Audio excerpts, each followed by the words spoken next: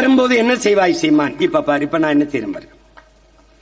பல கோடி பனை திட்டம், 10 ஆண்டு பசுமை திட்டம். இந்த பிராக்டிக்கல் மார்க் கொடுக்குறாங்கடா, கூடுதல் மதிப்பெண். அது மாதிரி எங்க தலைவன் பிறந்தவன் ஒரு பிள்ளைக்கு தமிழ் பெயர் வச்சால் 500 ரூபாய் வைப்பு தொகை வச்சிருவாப்ல.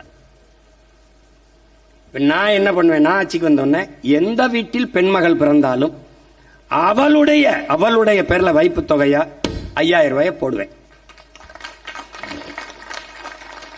அவ படிச்சுட்டு மனவயதை எட்டு வெளியில வரும்போது 20 லட்சத்தை கையில் கொடுப்பேன், 10 லட்சத்தை கையில் கொடுப்பேன்.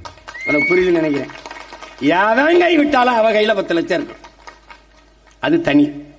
ஆனால் படிக்கும் போது என் பிள்ளைகள் மக்கள் இயக்கமாக மரம் வளர்த்தலை உருவாக்குவேன். என் பிள்ளை ஒவ்வொரு பிறந்த நாளைக்கும் மரம் நடணும். 2 வயசா 2, 3 வயசா 3, 4 வயசா 4 மரம் நட்டுக்கிட்டே வரணும்.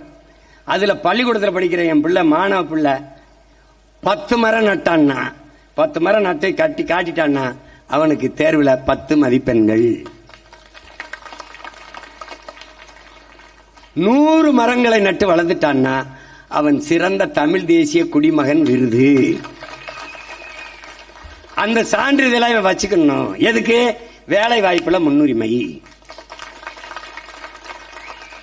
1000 மரக்கன்றுகளை நட்டுட்டான்னா அவன் இறந்த போது அவனுக்கு அரசு மரியாதை அடக்கம். புரியுது நினைக்கிறேன். கண் தானம் பண்ணினான், ரத்த தானம் பண்ணினான், உறுப்பு தானம் பண்ணினான், உடல் தானம் பண்ணினால் அவன் இறுதி மரியாதை அரசு மரியாதையாக செய்யப்படும். இப்ப மரக்கன்று நட்டுருவான், எல்லாரும் நட்டுருவான்.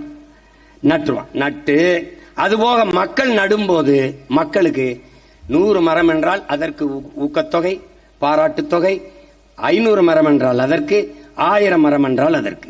சொந்த வீட்டு மரமா இருந்தாலும் என்னை கேட்காமல் நீ வெட்டக்கூடாது. ஒரு கிளையை நறுக்கினால் சக மனிதனின் கையை நறுக்கியது போல குற்றம் 6 மாசம் உள்ள இருக்கணும். பிளே ஸ்டோர் மற்றும் ஆப் ஸ்டோரில் இருந்து பாலிமர் செயலியை QR கோடு மூலம் பதிவிறக்கம் செய்யுங்கள்.